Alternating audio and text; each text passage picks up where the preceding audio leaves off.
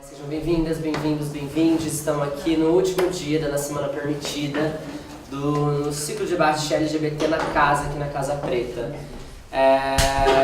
Esse ciclo de debate, antes de, falar da semana, exposição da Emília Santos.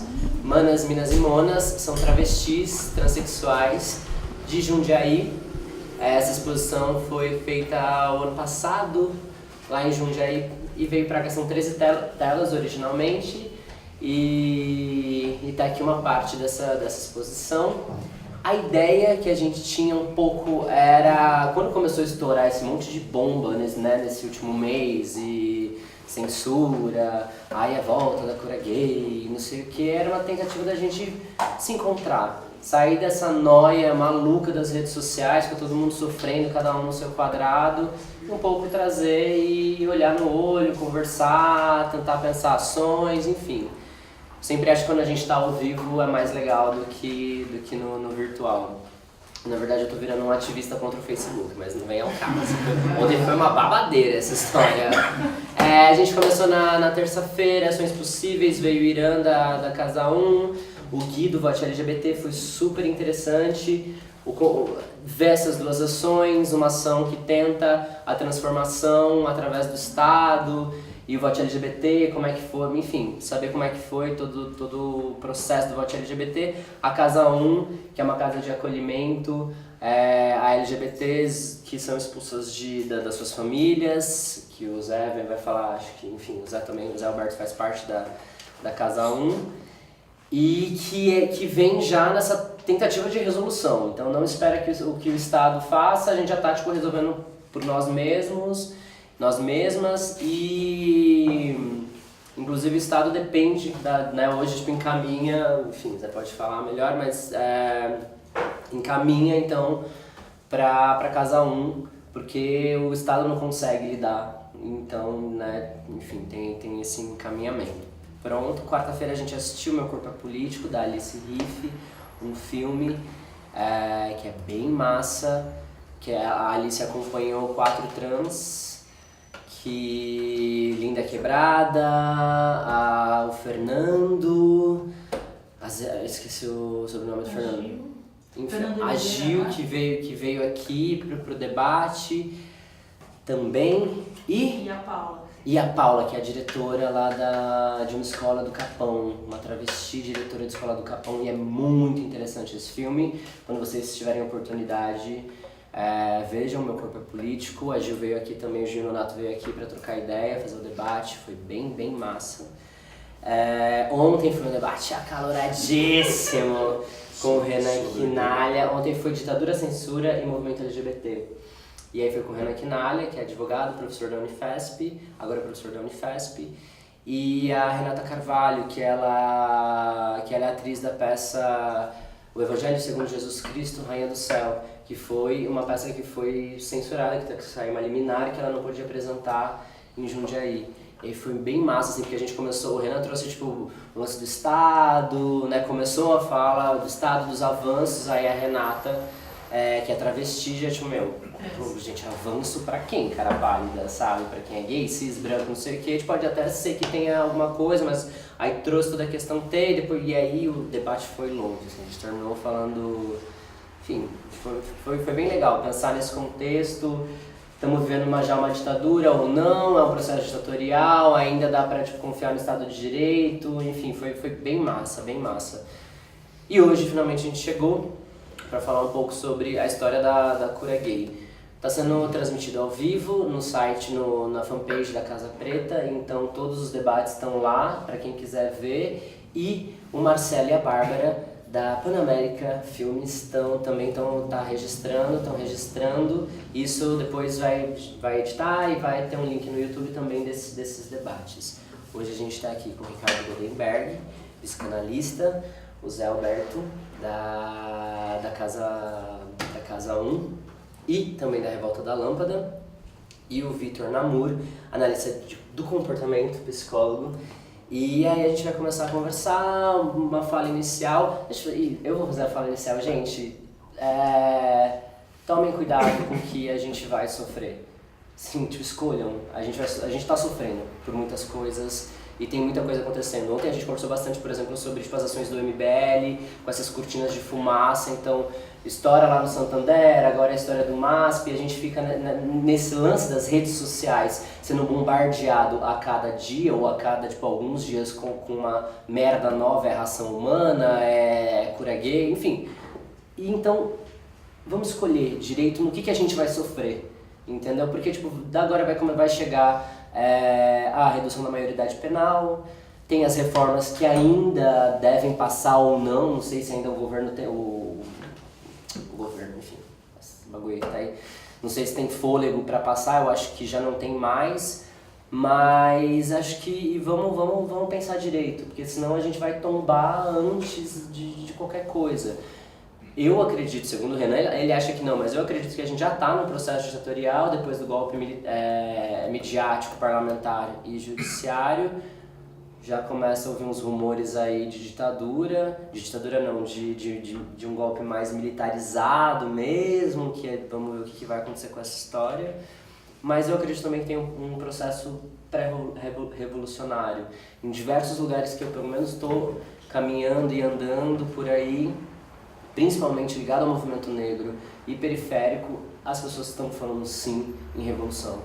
Então também tem alguma transformação muito grande. Concretamente isso significa que o que estão fazendo? O que? Desculpa. A revolução. A revolução, eu acho que hoje tipo, a galera está fazendo uma construção e já está pensando... É uma construção, ainda não tem uma ação formada, mas eu vejo tipo, as pessoas construindo e avançando dentro desse contexto político de retrocesso, de golpe e tudo mais. As pessoas tá se formando, mas eu acredito que eu ouço e eu estou vendo que tipo, tem um processo revolucionário. Que ainda não tem... Eu sinto que as pessoas ainda não sabem exatamente para onde, o que atacar, para onde ir, até porque eu acho que até 2018 tem um cenário bem complicado nessa história, até porque o ano que vem tem as eleições, e aí começa, enfim, as treta tudo da esquerda, que a gente conhece bem. Mas tem também coisas interessantes acontecendo, e muitas vezes elas, inclusive, não estão no Facebook, não estão nas redes sociais. É muita conversa, muita coisa ao vivo, enfim. Posto isso, acho que a gente já pode ir. A nossa mesa de hoje. E aí, enfim, quem quiser começar, pode começar. Não sei, eu estava me dispondo a conversar com vocês. Bom, posso começar, na verdade. Não tem aqui muita gente que me conheça e, aliás, estou surpreso porque não tem mais gente. A minha... Acho que a Carol me mandou um e-mail e eu topei na hora, o que é raro, porque me dei conta que tinha que sair do consultório. Agora, os que me conhecem sabem que é raro que eu esteja aqui, porque eu tenho uma certa fobia às bandeiras, ou seja, vocês não vão me encontrar assinando embaixo a oração afirmativa da bandeira, porque eu tenho um certo pé atrás. Mas agora me parece que se trata da simples defesa da democracia, simplesmente se trata de defender o mínimo, porque estamos voltando para 1936, ou seja, eu estou verdadeiramente assustado pela primeira vez, isso não é metafórico, porque eu estou verdadeiramente assustado. E me chega... O outro dia tive um sonho, há 3 ou 4 dias, em que estava conversando com a minha avó.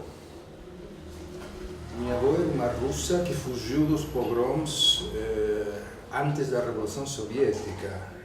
Ou seja, chegaram à Argentina antes de 1917. Mas no meu sonho eu estava em algum lugar que poderia ser Berlim, uma coisa assim, e se tratava, e ela me dizia, ninguém crê que isso que está acontecendo está acontecendo. Aí me lembrei, digo, estou me sentindo dentro de um livro de história, não é possível. Me lembrei do Ovo da Serpente de Bergman, em que se chama assim porque é transparente, você pode ver a serpente se formando, e era justamente em 1936, o advento do nazismo, estava todo mundo vendo e ninguém fez absolutamente nada. A classe bem pensante, os aristocratas, os intelectuais, diziam vai passar, não é possível, etc. E de repente eu abro o Facebook precisamente e tem Bolsonaro 450.000 seguidores.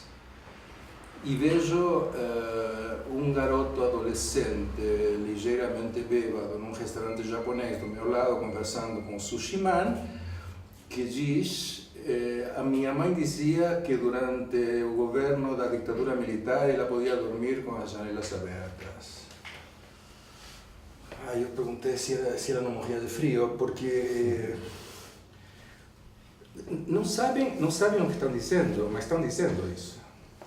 E vem aí 2018 e Bolsonaro, que era o inacreditável, se transforma num candidato viável. Se transforma num candidato viável, eu digo, como é possível que em 2017 estejamos vivendo esse pesadelo? A irrupção absoluta do discurso religioso verticalista evangélico no poder. Eu esqueci de trazer hoje, que me chegou no consultório, um jornal assinado por um colega, por um psicanalista e professor universitário, etc., que basicamente diz que a esquizofrenia e a possessão demoníaca não são a mesma coisa e que é bom cuidar o diagnóstico diferencial entre a possessão demoníaca e a esquizofrenia. Estamos falando de 2017 de um cara que assina como psicanalista. E digo, estamos todos loucos. Aí tive uma discussão, um bate-boca no Facebook a partir da exposição cancelada do Santander, sobre se era censura, ou seja, um movimento político, ou era boicote. E me convenceram que estamos frente a um boicote. E o boicote fala da sociedade. O boicote diz que os correntistas do Santander ficam com vergonha do banco do qual são correntistas e dizem: se vocês não tiram essa pouca vergonha, eu fecho a conta. E os caras, que são simplesmente empresários, fizeram um cálculo de custo-benefício e chutaram todo aquele discurso da integração, porque era a carta do Santander, como foi da Benetton numa época, era justamente apostar publicitariamente: nós somos tolerantes, vamos promover a diferença, porque assim se vende também. Bom, o tiro dele saiu pela culatra. E antes de vir para aqui, fui ver a exposição de arte degenerada de 1937, que faz 80 anos, em Munique, feita pelos nazistas já no poder. E me encontrei com o seguinte: foi em julho de 37, no Instituto de Arqueologia de Munique. Se chamava Exposição de Arte Degenerada e tinha, entre outros, Marc Chagall, Kandinsky, Paul Klee, Kirchner, Emil Nolde, enfim. Obras apresentadas pelo nazismo como exemplo do que um sentimento popular deveria rejeitar. Ou seja, estamos falando da sociedade, já não do governo. Meu problema não é o governo Temer. Meu problema nem sequer seria... Eu tenho um amigo que me disse, ele está há 40 anos aqui, são argentinos, ele e a mulher, fugidos da ditadura argentina, que não foi verdadeiramente brincadeira, porque tem 30.000 sequestrados, torturados e mortos. E ele disse: se Bolsonaro for eleito, eu vou embora. Tem 2 filhos aqui, já adultos, tem netos e moram aqui há 40 anos. Ele disse: eu vou embora. Eu estou verdadeiramente, para dizê-lo em português simples, com o cu na mão. Sinceramente, a mim me parece que é necessário uma ação afirmativa no plano da sociedade, não apenas dos LGBT. Em Estados Unidos, aliás, não é LGBT, tem 4, 5 ou 6 letras mais, ou seja, é uma espécie de atomização e pluralização me parece que nesse momento deveria haver uma ação conjunta do que poderia ser chamado em uma época, do que antigamente se chamariam de forças progressistas. O chamado para a exposição de arte degenerada de 37 era assim: vemos ao redor de nós os fetos da loucura, do descaramento, da incompetência e da degeneração. Isso está assinado por Adolf Zeigler, que era presidente da Câmara de Belas Artes em 1937.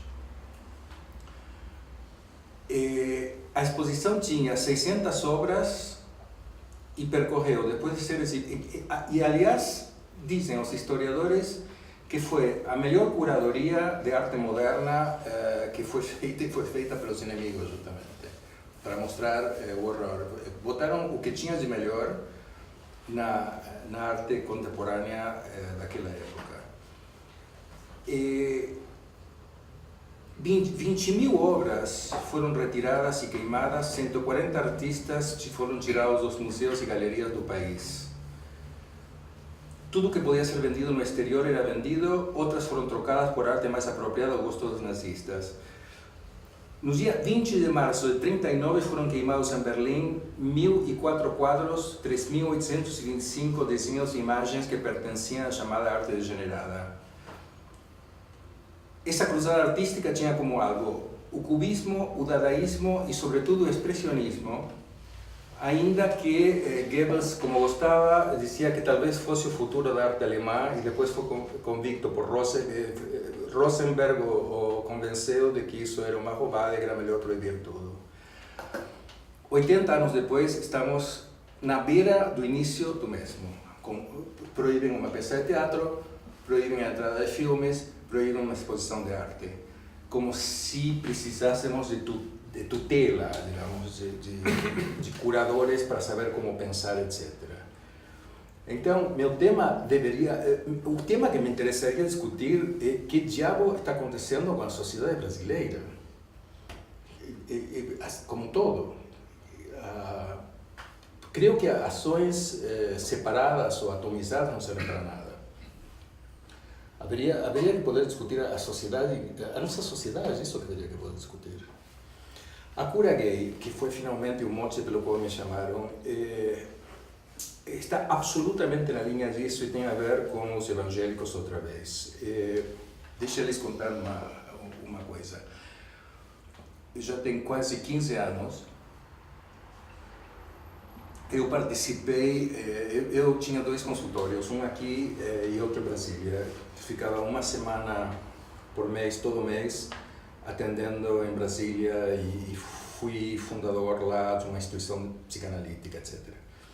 E naquele momento foi apresentado na Câmara dos Deputados um projeto para ser criado um conselho federal e regionais em todo o país de psicanálise, assim chamava, Conselho Federal de Psicanálise, com conselhos regionais, comandado pelos evangélicos, pela bancada evangélica, era um deputado evangélico que o apresentou, e que a partir daí eles iam decidir quem era psicanalista, quem não era psicanalista, etc., porque é uma profissão, psicologia tem o CRP e o CFP, mas a psicanálise não. Acho que eles foram bastante espertos, porque apresentaram um projeto para se tornarem lei, tanto de todas as profissões não regulamentadas. Acupuntura, me lembro na época também entrava nessa jogada, etc. E nós, os analistas, deveríamos ter feito corpo contra isso, eu achei o fim da picada, para nos defendermos no Congresso contra isto, que era um absurdo, porque senão eu teria, por exemplo, que me formar com a diferença diagnóstica entre esquizofrenia e possessão demoníaca. Ou seja, era perder a especificidade da nossa prática, tornando ela religiosa. Sendo que, teoricamente, em tese, vivemos num Estado laico. Ou seja, legislar a partir da crença de um ou de um grupo para o país todo, me parecia um absurdo, como me parecia um absurdo toda a discussão sobre o aborto, na época em que Fernando Henrique quase perde uma eleição por conta da pergunta se ele era contra ou a favor do aborto. Isso fala da sociedade brasileira como um todo. Estamos votando exatamente a mesma coisa. O CRP, o que existe, os psicólogos. Antes disso, eu pedi para criar um abaixo-assinado de todas as instituições psicanalíticas do Brasil contra aquele horror que era nós submetermos a um projeto nacional a partir da bancada evangélica. E a pior dificuldade era poder ter um mínimo acordo entre os analistas, ou seja, cada um era um pouco cada um por si, Deus contra todos. Por isso digo, a ação afirmativa de pequenos grupos é contraproducente. A mim me parece que haveria que pensar que o problema não é dos LGBTs, o problema é da sociedade brasileira, o problema é meu.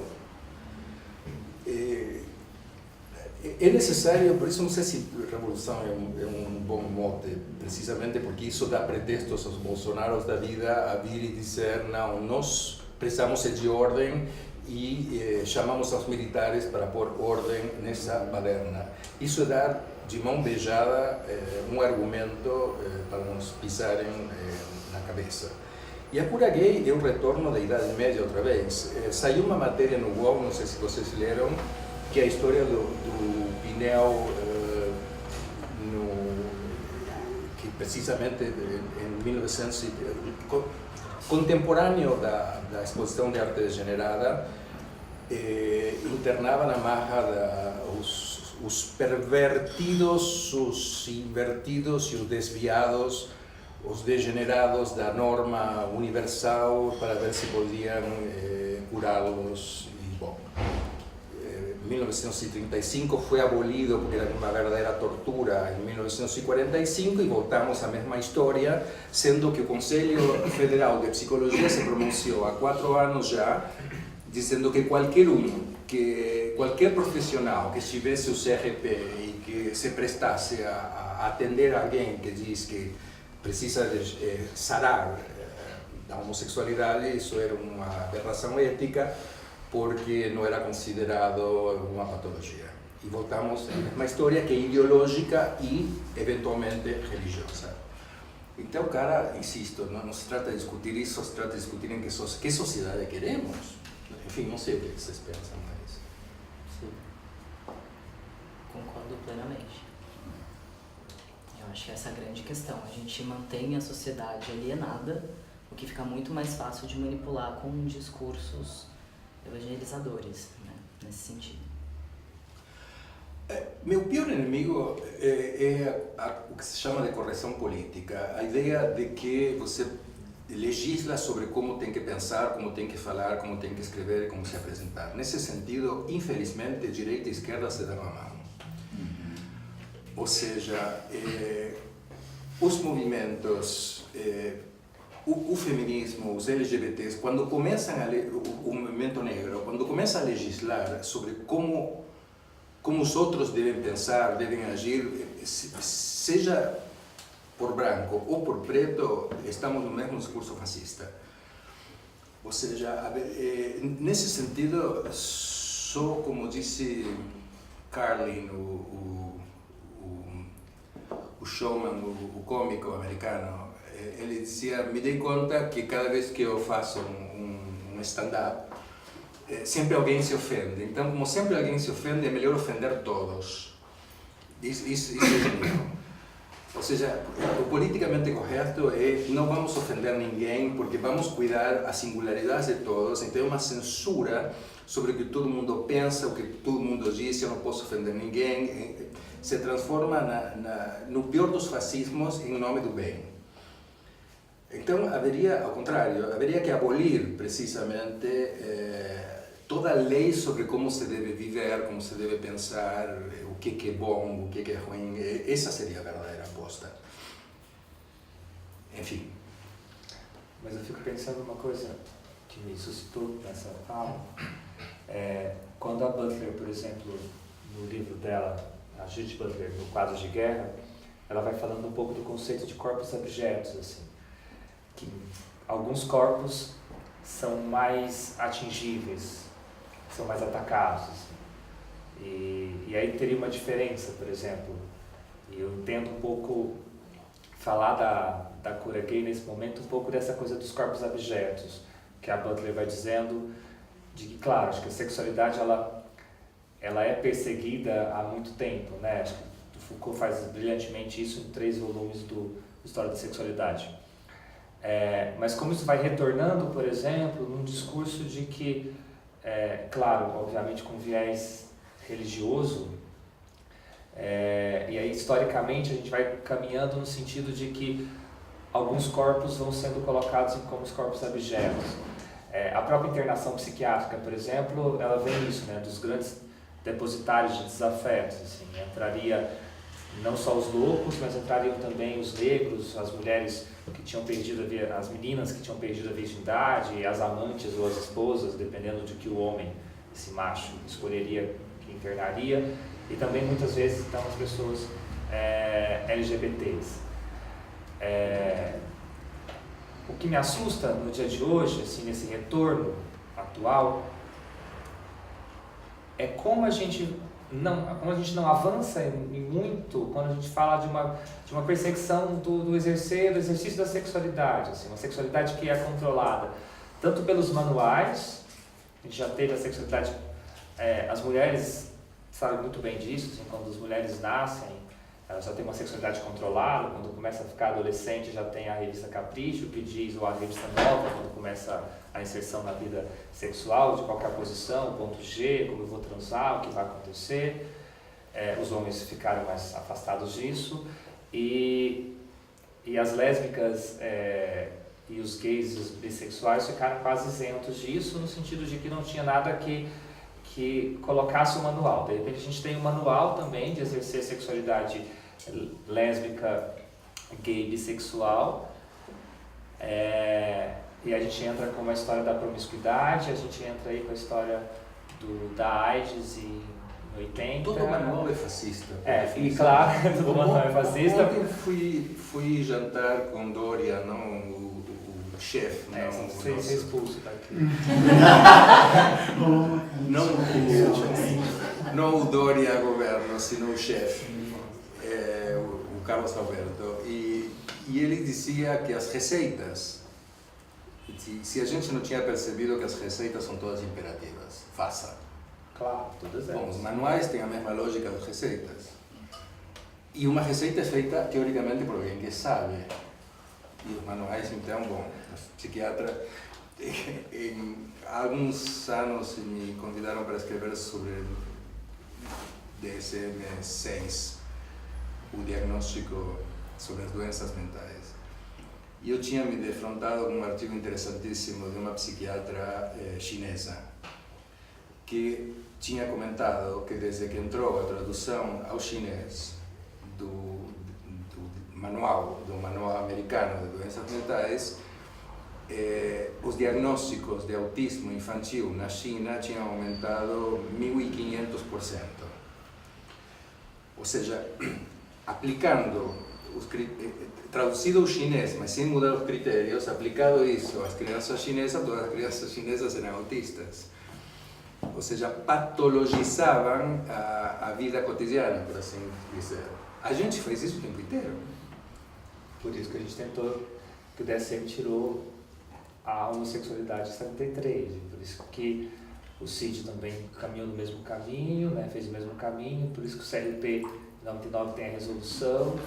O que me assusta é porque a gente é ingrato pensar que os avanços científicos estão sendo desconsiderados em totalidade quando a gente tem uma força de poder bem maior que é uma força religiosa, que inclui, por exemplo, a patologização onde ela não existe, né? Na verdade, assim, pensando no DSM, no caso especificamente no recorte das pessoas, das lésbicas, dos gays, dos bissexuais, cisgêneros, obviamente.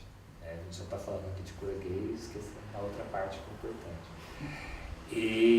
Mas como a lógica de poder vai sendo colocada e vai sendo imperada, o que me assusta na realidade é como a gente tem conseguido, como a sociedade tem conseguido e a cultura tem conseguido forças para contrariando, por exemplo, o DSM, que não patologiza a orientação sexual, o CID-10, que não patologiza a orientação sexual, o Conselho Regional de Psicologia e Federal de Psicologia, que caminha nesse sentido, então, do qual é a oferta da psicologia para a orientação sexual.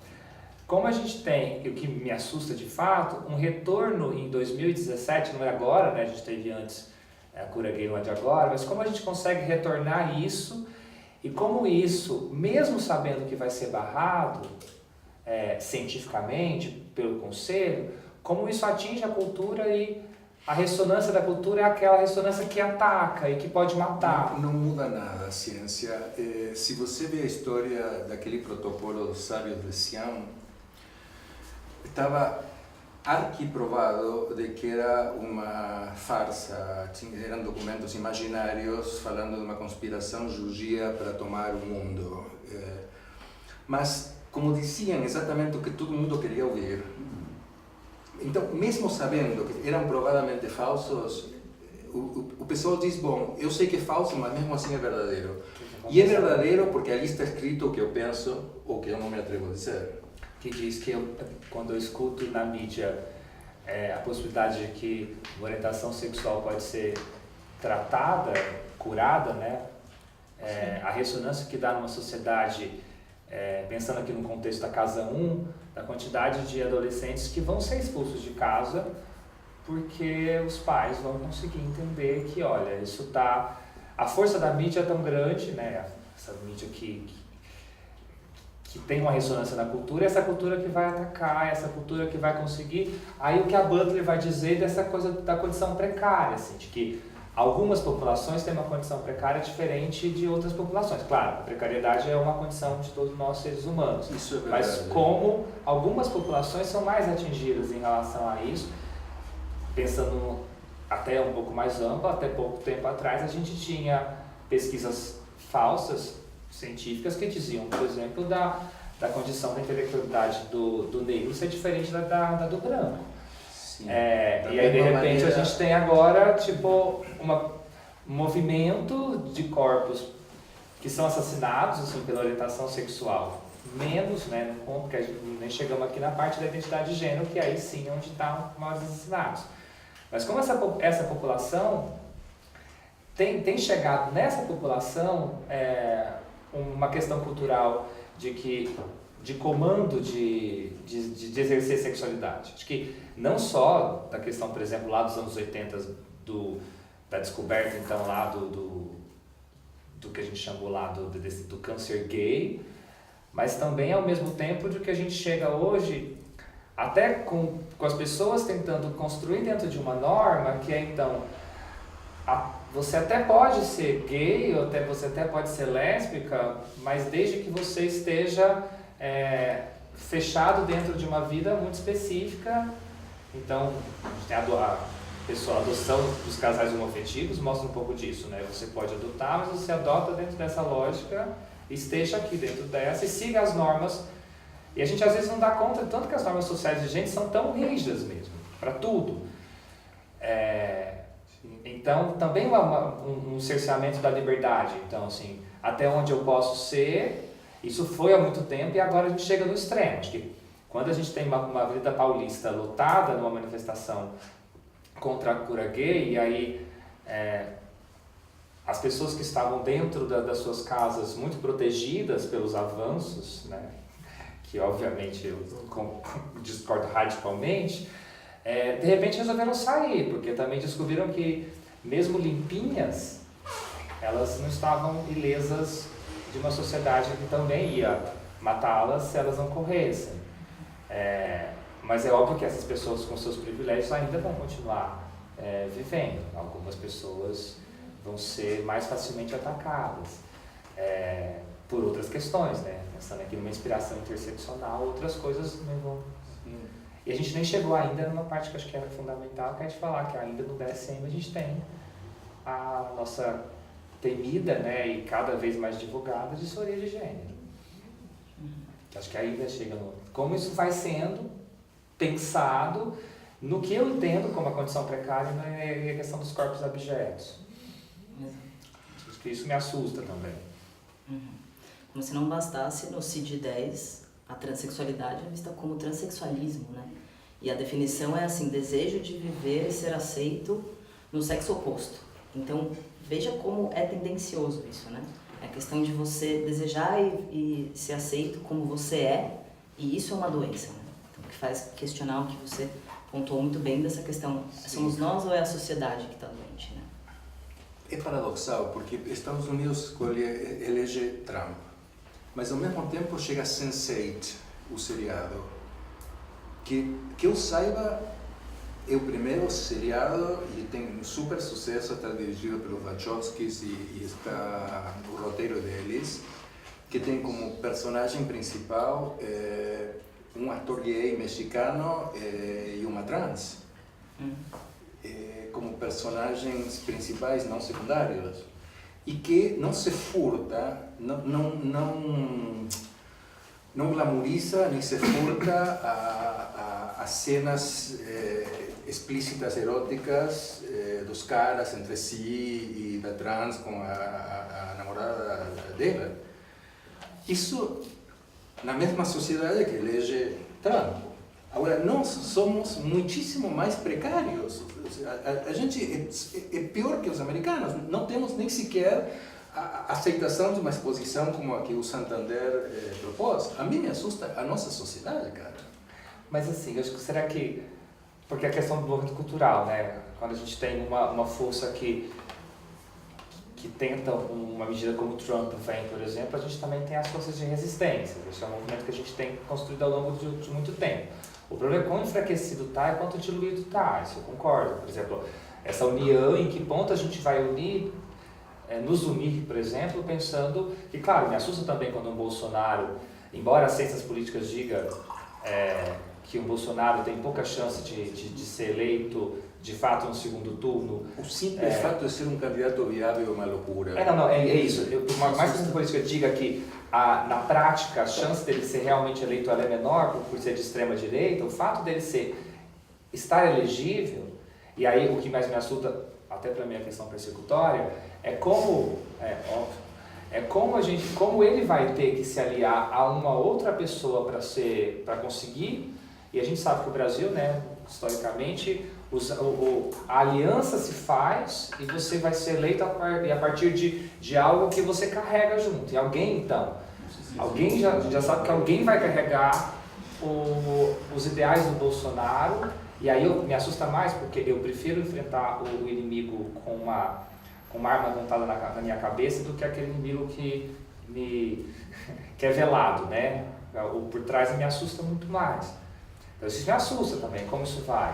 Essa onda brasileira, que claro, começa com o Santander, que claro, resolve dar uma parada porque corre, né, pede arrego, mas aí ao mesmo tempo você tem toda uma questão que é em Jundiaí, a Renata é proibida no Sesc, de repente você tem o Wagner Schwartz, por exemplo, e aí é o que é mais perverso, que eu acompanhei muito de perto a história do Wagner, porque ao mesmo tempo que tem toda uma questão da denúncia de uma pedofilia, embora as pessoas esqueceram de perguntar muito quem era a menina, a filha da Beth, né, que é a melhor amiga do Wagner, mas ao mesmo tempo me assusta também como essas mesmas pessoas invadiram o Facebook da sobrinha do Wagner de 12 anos de idade e ela precisou sair do Facebook porque ela estava sendo atacada e ela só tem 12 anos de idade. Como ela é minha sobrinha, então diretamente não envolvido com isso. E aí de repente você tem o MASP, e ontem acho que o Luiz vai para a delegacia com pessoas que o MBL simplesmente vigia, e a gente volta para o vigiar e punir do Foucault, do nosso querido Foucault, e aí não na lógica do panóptico, né, que é uma coisa mais simbólica, mas ela é muito no concreto. E é o que eu entendo, por exemplo, e aí pensando um pouco como a gente tem feito essa lógica, o que talvez me assusta mais é que as pessoas, para poder matar uns aos outros, elas esquecem a lógica do pensamento e vão para a passagem ao ato, né? Pensando aqui em psicanálise, que eu também sou psicanalista.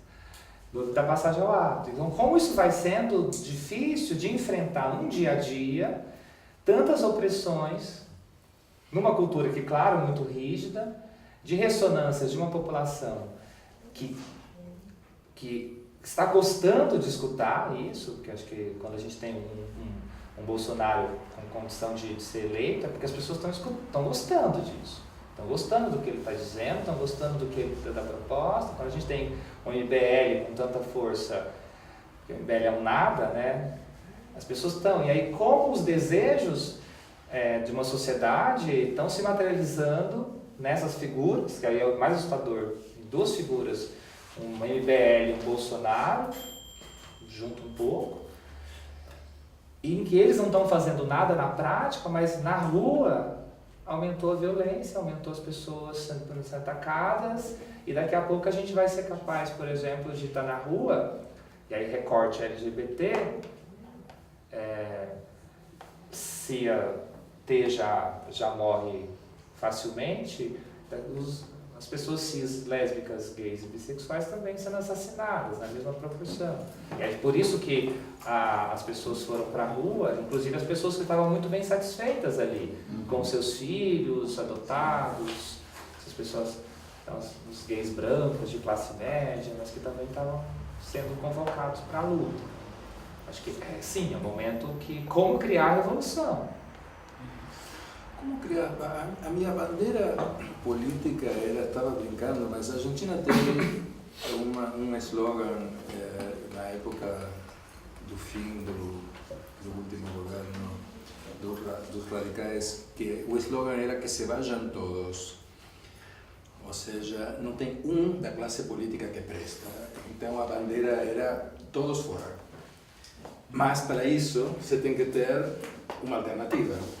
Você tem que apresentar uma alternativa política, aqui não há nenhuma. Tem, não sei se institucional, aí que eu posso te interromper? Diga, por favor.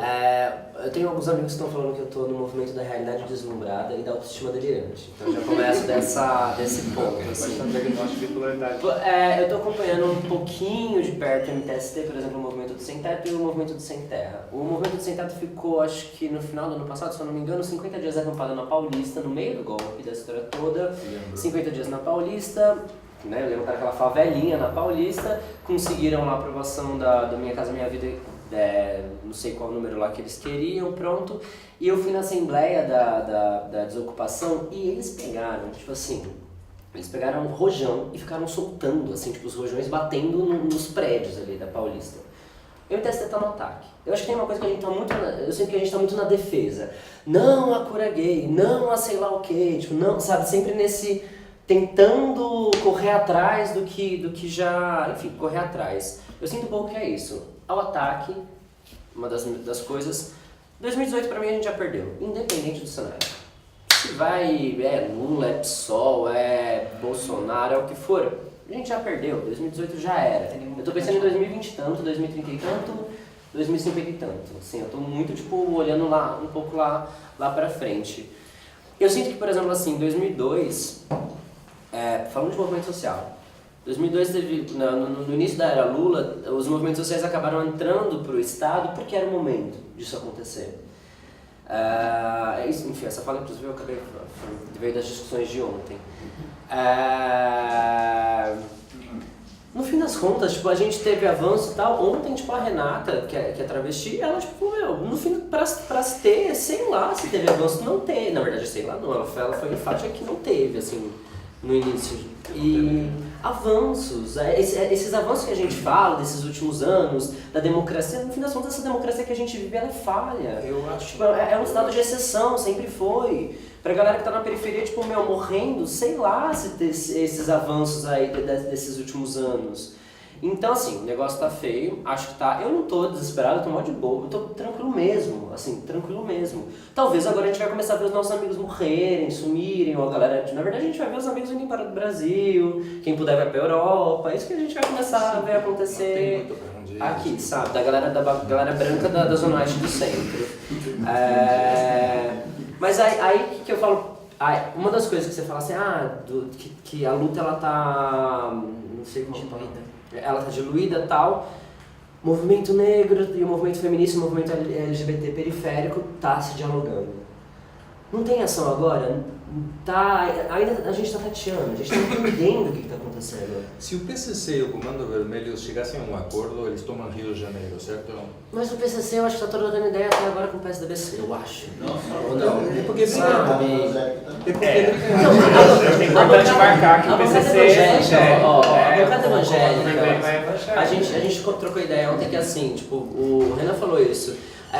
No fim das contas, a bancada evangélica que forma lá, né, as lideranças que formam a bancada evangélica, na verdade, tipo, vem das grandes igrejas. No fim das contas, na Marcha para Jesus saiu uma pesquisa que 90 e tantos por cento, 60 e tantos por cento dos evangélicos não confiam no Bolsonaro, no Feliciano, nessas suas lideranças.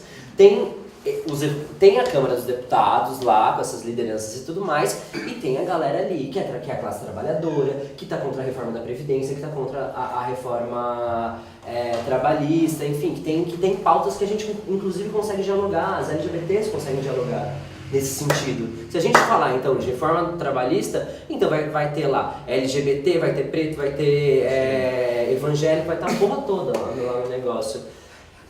Uma outra coisa, eu tô tipo, meio que assim, eu quero a destruição do Estado, eu tô meio que nessa linha da minha realidade deslumbrada, autoestima delirante. Anarquista? Não sei se é anarquista que eu tô, mas eu, por exemplo, eu vejo nesse momento que tem um monte de gente indo morar na rua, que a galera que se endividou no Minha Casa Minha Vida vai perder as suas casas e tudo mais. Eu acho um terreno fértil, por exemplo, um terreno fértil para as igrejas evangélicas, inclusive, que vai lá pregar bababá, mas é um terreno fértil também para os movimentos do sem-teto. Então, não à toa, tipo, agora, o MTST lá em São Bernardo começou uma ocupação com 2.000 famílias e o negócio está com 17.000 em 3, 4 semanas. Aquilo é um centro de resistência, é um centro de, na minha opinião, um centro de revolução. Porque aquelas pessoas que nunca tinham ouvido falar, inclusive nesses movimentos, e nem tô achando que nem tô falando que o MST e o MTST é a coisa mais maravilhosa do mundo, não tô falando isso.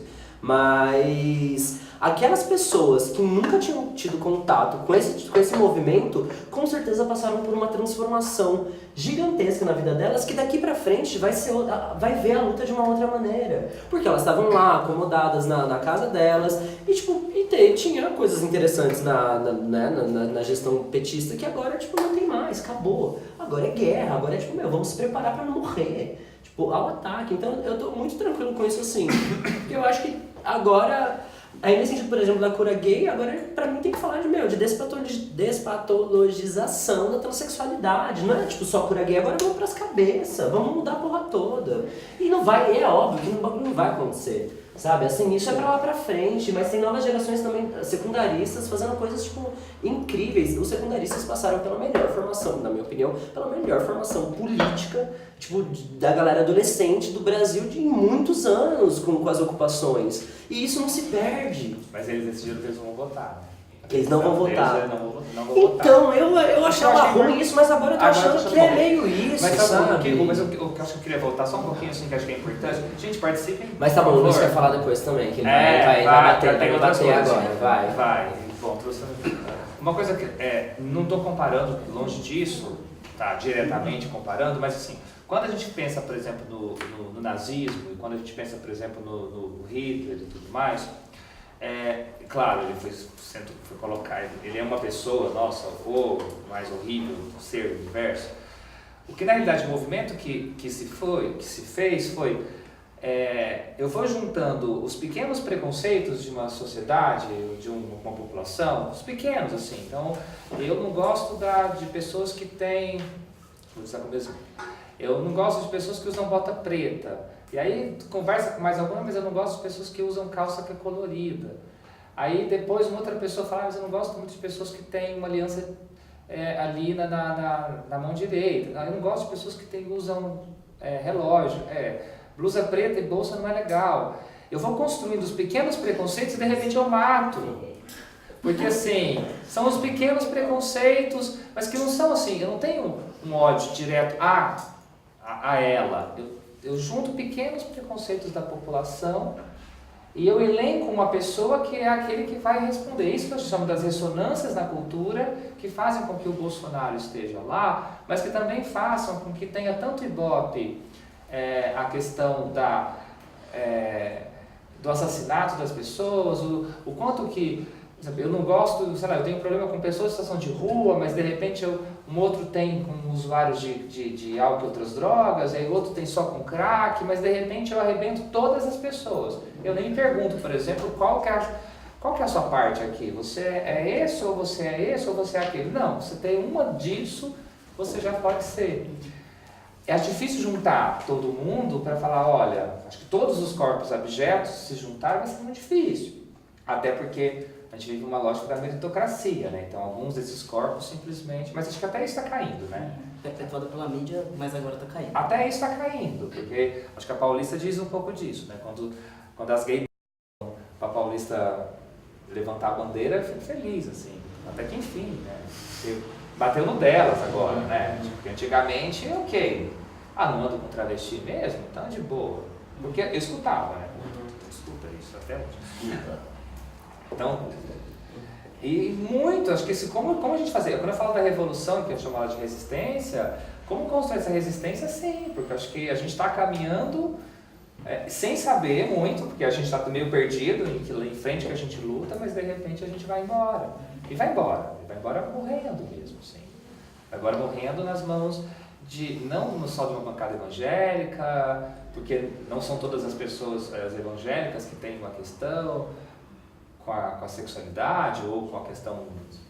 Mas aí eu não sou mais, eu acho, porque a gente tem gays, por exemplo, que votam no Bolsonaro, simplesmente o Bolsonaro diz que eu tenho. Então, mas numa perspectiva de luta de classes, cara, é que eu tô numa dela, mas juntar? Tipo, eu não quero nem que trocar ideia, sério, assim, eu tô num nível, assim, mas como juntar? Porque acho que tem sabe, eu tô numa chancelamento de classes, assim, sabe, tipo, no meu entendimento, vai, Luiz, vai, briga comigo. Não faz a esquerda antiga, amigo. Vai, o resto não entra mais. Mas assim, é só voltar assim, tem uma cena de um filme que é o Flores Raras, quer dizer, ele estava falando o que está acontecendo com a sociedade brasileira. Pelo jeito ela só não está acontecendo, é uma continuidade, assim, do tipo, que a Bishop vira pra Locke e fala assim, eu não entendo, vocês acabaram de, no jantar ela fala assim, eu não entendo assim, vocês acabaram de tirar a democracia de vocês e vocês estão jogando futebol na praia. E tem muita gente que chama a ditadura brasileira de ditabranda. O que foi branda não foi a ditadura, foi a reação. A reação nossa. Por mais que a gente teve pessoas que reagiram, assim, a reação aqui no Brasil foi muito menor do que no Chile, na Argentina e nos outros lugares. Então existe uma falha aí. Não sei, eu não sei dizer exatamente o que é, se é educacional, se é política, o que é. Conjuntural, que vem de muito tempo. Depois da ditadura, ela quebrou a educação pública que meus pais tiveram, que era boa. Então, assim, isso ela quebrou, entendeu? E a coisa vem continuada. Aí, você falou uma coisa interessante, tipo, a PT chegou, o movimento social foi pro poder. Só que ele foi pro poder e esqueceu das bases. Em vários lugares, entendeu? Então, o trabalho de base parou de ser feito e não existe espaço vazio. Quem foi para lá? As igrejas evangélicas. Sim. Entendeu? Então, assim, acabou o trabalho de base e ele foi retomado no segundo mandato da Dilma por muitas pessoas, entendeu? E tinha MTST, tinha MST, só que eles foram calados, como o movimento LGBT foi muito calado. A gente gritava, os independentes aqui gritavam muito contra as coisas que estavam acontecendo no governo, desde o governo Lula. O povo mandava a gente calar a boca e a gente não era bem quisto, entendeu? Então, assim, tem toda essa conjuntura. Eu só queria falar uma coisa antes de terminar, eu queria comentar um pouco do que ele falou sobre o politicamente correto, porque eu não gosto muito também do politicamente correto, eu acho que você tem que debater com as pessoas, assim, este nome eu não gosto, mas eu acho que a gente nunca pode confundir a violência do opressor com a reação do oprimido. Então, assim, eu fui nomeado a minha vida inteira. Eu acho que eu tenho o direito de querer pelo menos me nomear. E eu acho que as pessoas negras, as mulheres, as pessoas trans, as pessoas LGBTs têm o direito de se nomear. Entendeu? Porque sempre a gente é nomeado pelo branco, cis, heterossexual, entendeu? E eu acho que a gente começou numa questão que é assim, tipo, a gente quer se nomear agora. A gente não quer que vocês fiquem colocando nome na gente, nem etiqueta, entendeu?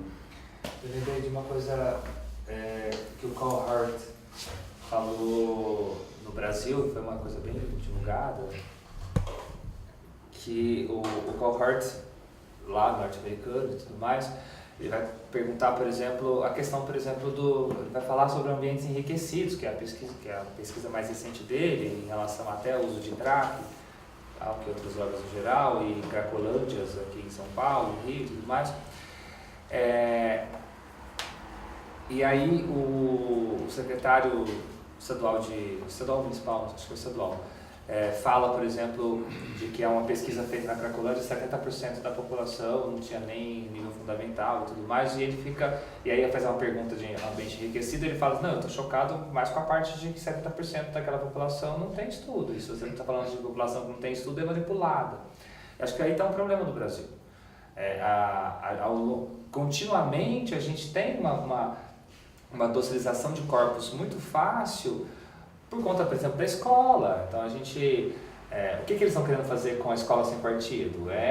Aquilo que já é horrível, porque a gente não tem espaço de discussão na escola sobre política, ou sobre sociedade, ou sobre discussão, sobre crítica. A gente não tem crítica nas escolas. No Brasil, escolas particulares também não tem. A gente bota o moleque lá com 5 anos, pouquíssimas, né? A gente bota o moleque com 5 anos numa escola particular porque ele tem que entrar no vestibular, né? Passando pelo terceiro colegial, as escolas públicas sucateadas. A gente nega, por exemplo, os direitos básicos da Constituição. Então, moradia, saúde, alimentação, educação também a gente nega. Então, que formação que a gente tem das crianças? Então, que formação que a gente faz? Então, um país onde não se tem formação crítica é um país que muito facilmente, quando alguém diz você pode matar aquele lá para você se dar bem, você faz isso. Então, acho que o Brasil junta uma má formação escolar, educacional, junta uma lógica capitalista, óbvio, onde se eu puder matar o outro para me dar bem, eu vou fazer. Então, contemporaneamente, a gente tem descartabilidade, a gente tem o capitalismo, a gente tem uma má formação e a gente tem, por exemplo, pessoas que facilmente conseguem as compras, né? Olha, eu te prometo coisas, então eu te prometo que você vai se dar bem. E as pessoas têm acreditado nisso. Então eu prometo que você pode votar no Aécio, que eu vou trazer aqui todo o crescimento. Quando a gente pode pensar, então não tem o discurso de que faça para todos. Acho que a própria conceito de alteridade está posto em xeque. O outro não existe. Se eu puder matar o outro, eu mato. Então a gente junta capitalismo, a gente junta descartabilidade, a gente junta uma péssima formação, uma docilização dos corpos, e a gente chega, por exemplo, a uma alteridade que não existe. E aí a gente está afadado ao quê? A cada um por si. E historicamente a gente tem as pessoas com todos os seus privilégios. Então, o Brasil que é ex-comandado pelas grandes empresas. E a gente tem uma Lava Jato, por exemplo, que dizendo que está tudo sendo feito, né? E a gente tem uma sociedade de pessoas que não têm paz. Isso eu não sei se vocês viram a fita branca que explica o começo do nazismo. Então, a gente tem uma sociedade de pessoas principalmente periféricas, na classe alta do tipo aquela cultura de não ter, o meu filho fica com a babá. E na classe baixa do tipo, uma mãe que tem que trabalhar 2 trabalhos para sustentar a casa, porque o pai também evaporou, ficar no transporte público o dia inteiro. Que momento essa mulher tem para educar o seu próprio filho, entendeu? Para acolher seu próprio filho. E agora com a escola sem partido. Oficialmente a gente ainda tem um problema. Olha, não pode falar nada. Então, um país sem crítica, um país onde você pode manipular os seus cidadãos, é um país fadado, é um país sem história. Qual que é a história desse povo brasileiro? A história nossa remonta ainda aos nossos anos de escravidão. Isso me assusta. Isso me assusta muito. E ainda mais que a gente vive nessa sociedade do pão e circo, né? Que permite muito mais fácil também a docilização dos corpos, faz com que a gente perpetue a ignorância e que a educação seja sucateada cada vez mais, mas tudo bem, tem carnaval, mas tudo bem, tem uma série, tem jogo de futebol. E é esse pão e circo que é conveniente, né? Pra manter o povo.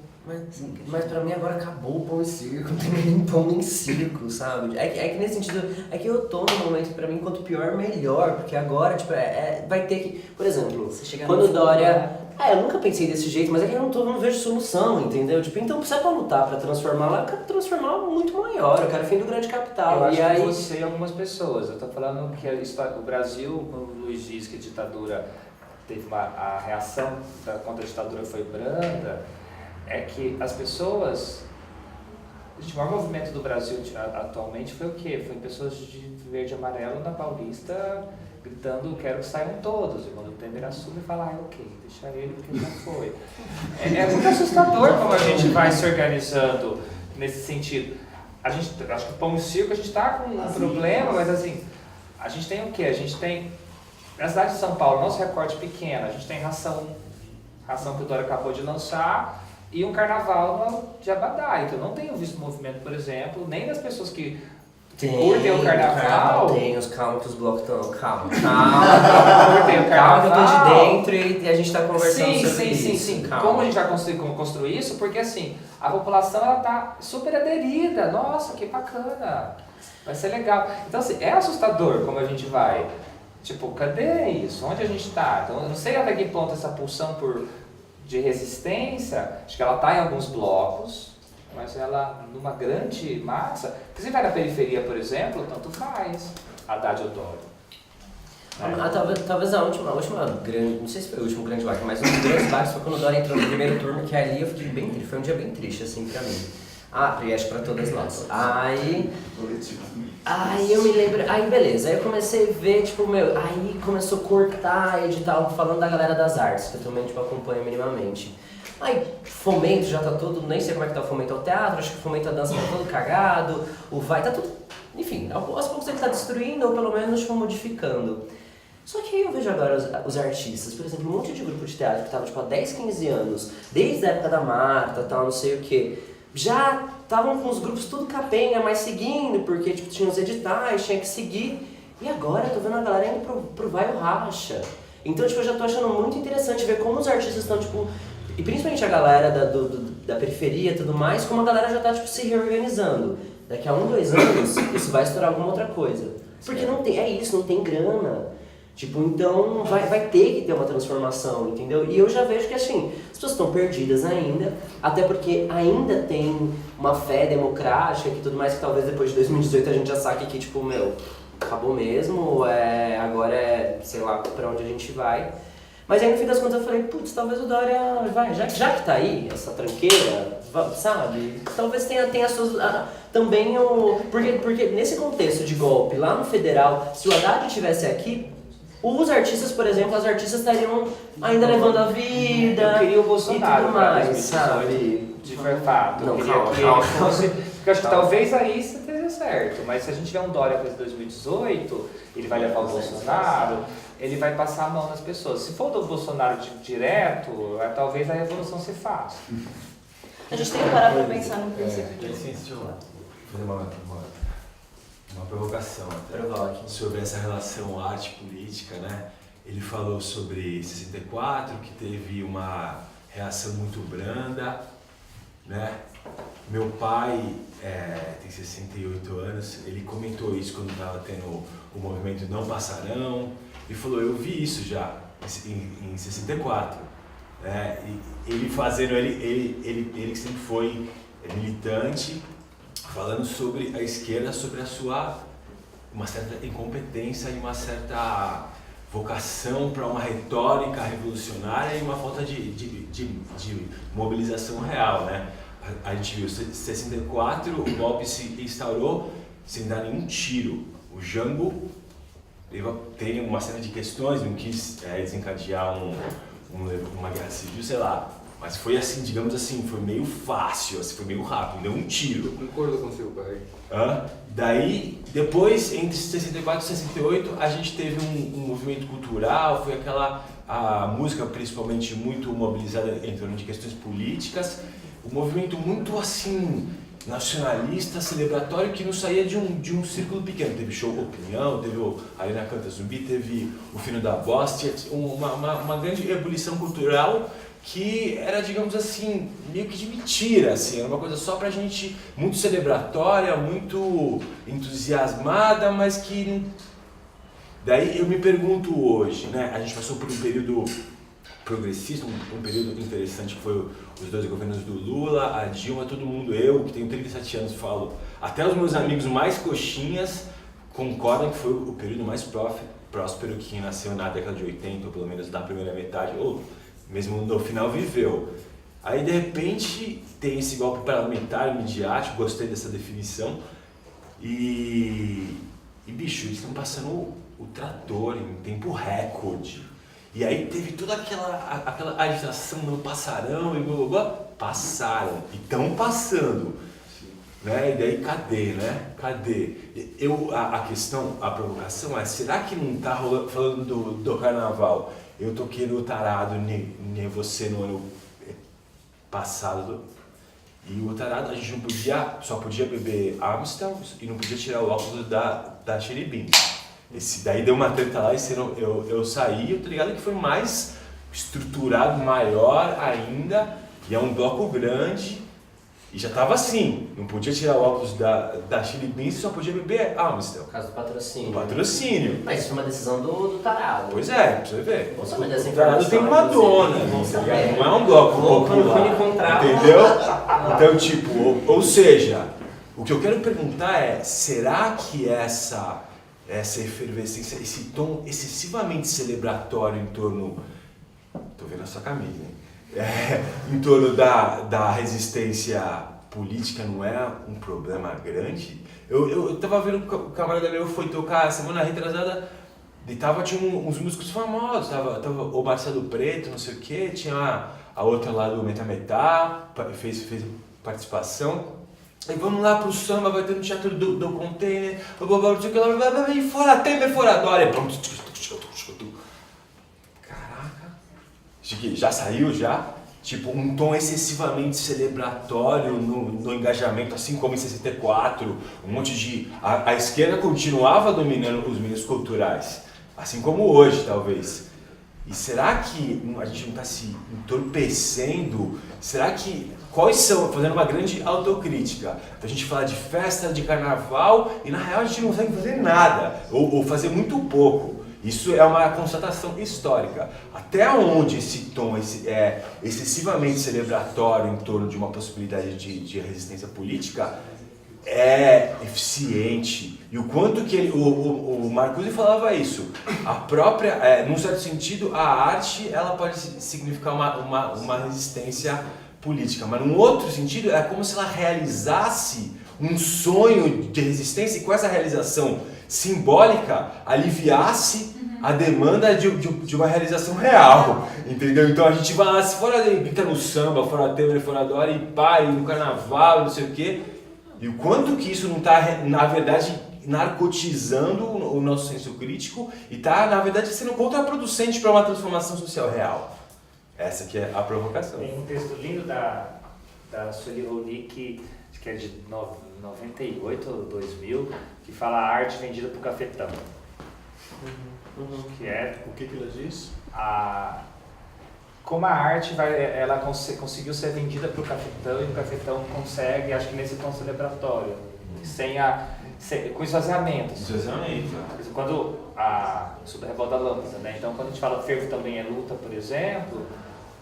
Eu gosto da frase, mas ela suscita uma... E assim, por exemplo, só contando, por exemplo, um pouco o que a revolta faz na rua. A gente vai sair dia 25/11, que é agora, em novembro, na Paulista. A gente sai na Paulista 777, que é a Paulista onde foram as lampadadas, e a gente vai caminhando Paulista, Consolação, vai chegar até no centro, lugar ainda está definido.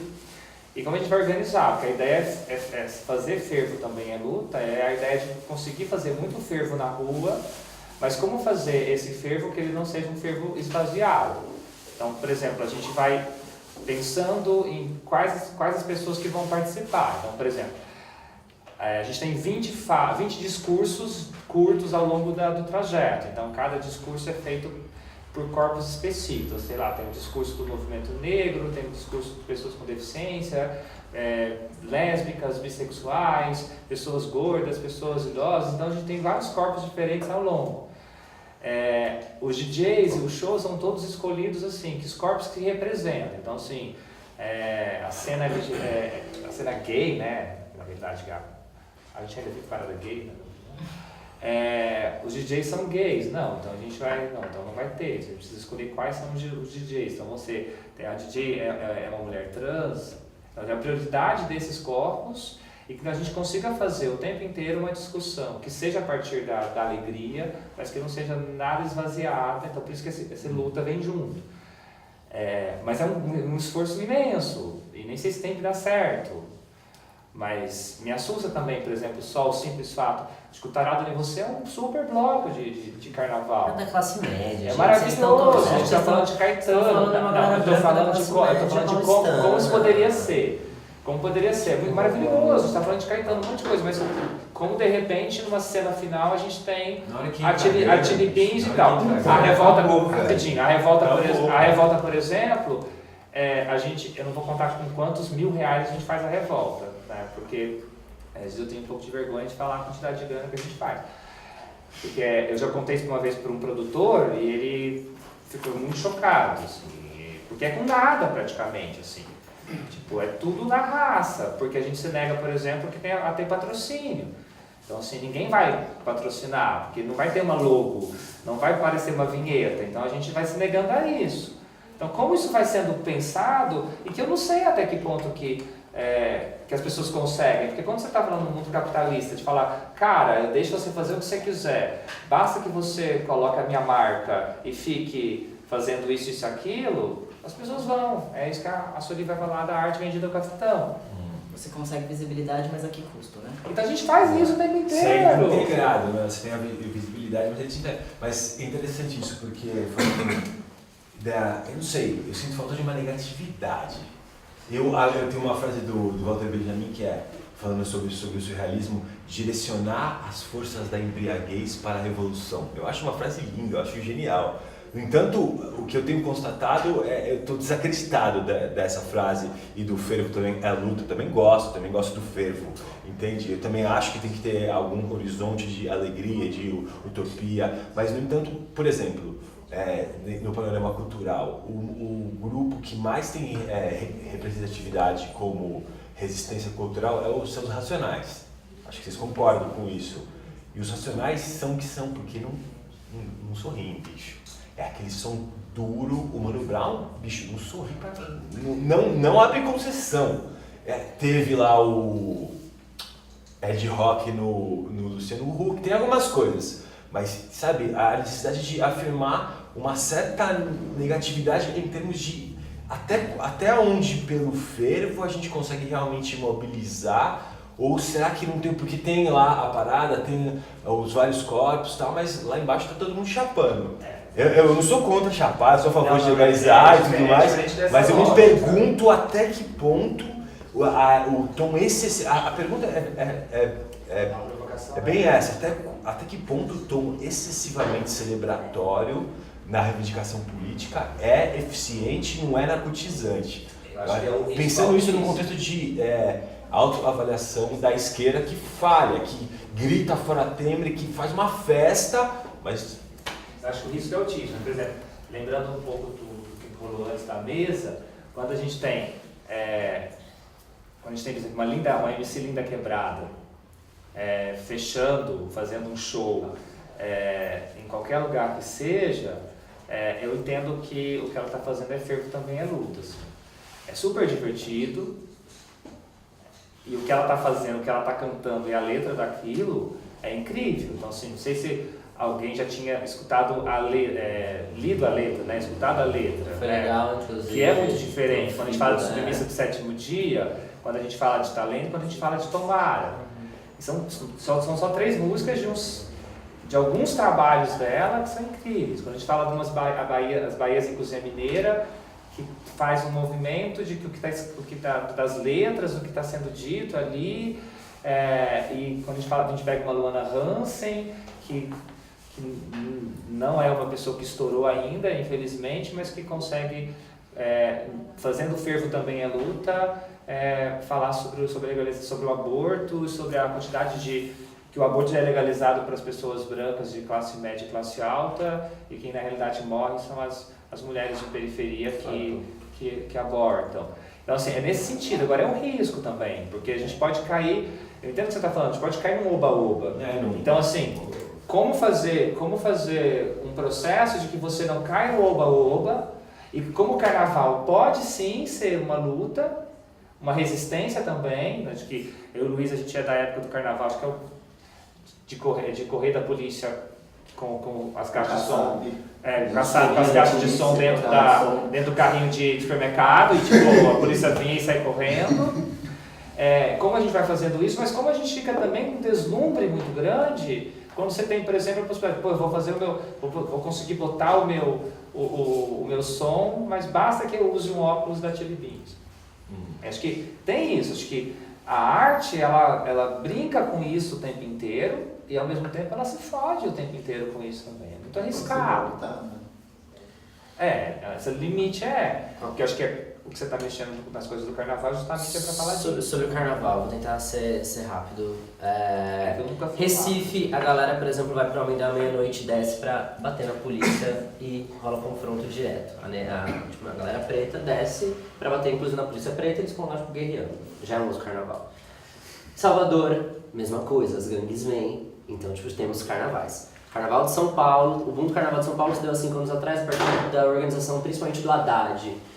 Foi bom, mas aí, por exemplo, eu acho que os blocos, por agora, eu por mim já nem negocio mais com Dória. Eu não quero botar meu CPF lá pra depois me fuder. Mas os blocos continuam trocando ideia e babá.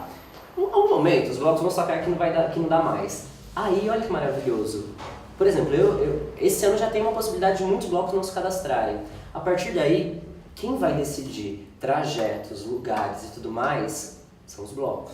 Não é mais a subprefeitura que vai falar, você vai ter que sair daqui pra lá. Aí, velho, a gente pega o mapa da cidade, pronto. A guerra é essa, pra onde a gente vai, a gente decide. Interessante. Nesse contexto de Dória, interessante. Mas o Carnaval de São Paulo, ele já vem justamente nesse contexto do grande capital e tudo mais. Aí, entra o tarado. Muitos blocos, eles já entram querendo já ser banda, até porque o Sesc contrata, a própria prefeitura do Haddad contratava para fazer os shows, então os blocos já vêm nesse lugar da negociação, do grande capital, de não sei o que, querendo bombar e tudo mais. Nesse sentido, por exemplo, eu não confio muito no Carnaval de São Paulo. Apesar de fazer parte do movimento do Carnaval de São Paulo, eu já não confio. Mas é isso, eu durante muito tempo, eu falava, não, Carnaval é revolução. Aí esse ano, eu tava lá em Recife e teve um caos, assim, que teve um dia que eu acabei misturando um monte de droga, que sem querer assim, enfim. E aí... Colocaram, combinando, tudo mais. Aconteceu. E aí eu tava lá no bloco e aí eu comecei a surtar. Era um bloco que, simplesmente todo mundo que estava na frente era arrastado pelas ruas em Olinda, perdão. As pessoas eram arrastadas e eu olhava e falava assim, isso é uma forma revolucionária, nossa, eu vou fazer isso em São Paulo, vou falar com a galera do meu bloco e tal. Quando, deu uma baixada nas drogas tudo, e aí eu percebi que, que o carnaval... o carnaval não é revolução. O carnaval, inclusive, historicamente, ele é considerado, a pausa social que dá pra permissão e pra tudo mais. Aí eu fiquei lá, desolado, chorei, saí brigando, tal, enfim. Mas eu ainda continuo acreditando muito na forma carnavalesca, sim. A forma carnavalesca, e eu acho que, dá pra brincar muito, nesse lance das manifestações e tudo mais, das ações, e com uma ação carnavalesca e da banda. Tem algo complementar, né? O fervo tem um papel, mas talvez tenha que ter alguma coisa que... E pra mim, hoje, a gente precisa de uma disputa de narrativa. O carnaval, pra mim, um dos grandes lances tem uma disputa de narrativa. Que a gente se fudeu nas redes sociais. A disputa de narrativa, hoje nas redes sociais, pra mim é contada pela direita, pelo MBL. Se você pega, uns vídeos do MBL, eles transformaram, os coxinha golpista em revolucionários. Eu vi um vídeo do MBL que, era uma música meio catártica, toda em preto e branco, tudo mais, com a galera lá contra a Dilma na Avenida Paulista. E essa é a narrativa. Então, pra mim, hoje o carnaval tem uma função importante, e as marchinhas podem ensinar isso e tudo mais, de ir pra rua e contar essa história. Que pra mim não é uma história que tem que ser contada na porra do YouTube, no Facebook. É outro rolê. Então, e a forma carnavalesca, é uma forma que as pessoas que tocam, que atravessam as pessoas. Então, assim, Carnaval de São Paulo é uma coisa, e o Carnaval de São Paulo ele já vem, enfim, já nesse movimento Haddad e grande capital. Agora a gente vai começar a ver um Carnaval de São Paulo da hora, tipo, do enfrentamento e tudo mais. Vamos ver, acho que ainda esse ano ainda não, porque a galera ainda tá na negociação, enfim. Mas tem, tipo, outros carnavais que, tipo, que sim, eu acredito como uma forma revolucionária, sim. Tipo, e principalmente, acho que de Salvador, e no Rio também. No Rio tem muitos blocos de Minas Gerais, de BH, os blocos de BH, eles, tipo, vão para os movimentos sociais, para a periferia. O de BH, inclusive, já nasceu desse jeito. Que também o boom do Carnaval de BH, acho que é de 5, 10 anos. Então, eu acredito, o Carnaval pra mim, eu acredito muito e inclusive eu tô aprendendo a tocar trompete, porque eu acho que no meio das bombas de gás lacrimogêneo, se você tiver, tipo, 5 metais ali tocando com bomba de gás, não sei o que tal, você vai juntando de novo. Então, na dispersão, tipo, como aqui em São Paulo acontece, os metais, por exemplo, ele consegue juntar. E os metais, pra mim, ele livra da caixa de som, do trio elétrico e tudo mais, e vai pra onde quiser. Se quiser se enfiar no jardim, se quiser se enfiar em Higienópolis e tudo mais. Porque, enfim, pra mim tem um contexto de luta de classe. Eu acho que eu tenho a revolução bastante menos idealizada do que você. Eu concordo com ele. Eu sou mais pela desobediência. A desobediência é viável. Eu concordo com a tua ideia sobre o carnaval, mas sobre não com a ideia de que vamos mudar o mundo. Eu tinha uma treta com a posição de John Lennon, que dizia que podia trazer a paz cantando pela paz. E, cara, não salvou a vida de um dos garotos de Vietnã cantando pela paz. Ou seja, um discurso punheteiro do caralho. E sempre em nome da paz mundial. Eu gosto mais de objetivos concretos, por isso o carnaval me interessa mais como desobediência. Mas não como revolução. A bandeira da revolução é muito... Sim, mas como desobediência... Sim, quando eu falo revolução nem sei. Mas eu concordo, desobediência, pronto, tipo, a gente está no mesmo lugar. Não, digo que é importante porque creio que a desobediência é possível. Eu sou desobediente pra caramba. A mim me expulsaram, me convidaram primeiro para escrever na revista Pulci. Depois me expulsaram, os mesmos que me convidaram, a diretora, porque ela não estava escrevendo como ela queria que eu escrevesse. Eu disse para ela que se eu estivesse escrevendo para Diogo Mainardi, eu escreveria na revista dele como ela queria. Mas na revista Culti eu escrevia como Diogo Mainardi, ou seja, cara, eu defendo justamente o debate pela diferença. Então eu fui censurado. A mim me interessa muito essa discussão sobre o politicamente correto, porque eu fui censurado pela esquerda, porque o discurso homogêneo me dá nos nervos, ou seja, todo mundo tem que se comportar em determinado lugar de determinada maneira. Eu sou contra toda a patrulha. A minha patrulha me mata, tanto do que se deve ler, do que se deve escutar, como se deve pensar. Isto é de direita, isto é de esquerda, isso me mata. A minha política, porque aí se trata de uma decisão política, em relação à correção política, era, em vez de criar novas patrulhas e novas segregações, acabar com todas. Por isso eu te dizia que me parecia interessante o cara que diz, já que todo mundo já que alguém sempre vai se ofender, é melhor ofender a todos. E me lembro de uma coisa interessantíssima, que o Leminski, Pablo Leminski, o poeta, ele dizia que em vez de nos termos submetido ao pensamento correto politicamente dos franceses, abandonar do português, extirpar do português a palavra polaco e introduzindo o galicismo polonês, para que não ficassem ofendidos os polacos por conta de que assim eram nomeadas as putas judias que chegavam em Santos. O Leminski defendia o contrário. Vamos todos a dizer somos polacos, sim, e com muito orgulho, e aí acaba o uso segregatório da palavra polaco. Então, se eu fosse negro, em vez de reivindicar não somos negros, não mais pretos, ao contrário, eu diria todo mundo deveria dizer somos negros, somos pretos sim, e acabaria, a palavra pretos ficaria esvaziada do tom pejorativo que ela tem, em vez de se defender num novo termo que seria não. Agora, o jeito de não ofender é dizer negro, então estamos segregando a palavra preto, estamos segregando a linguagem.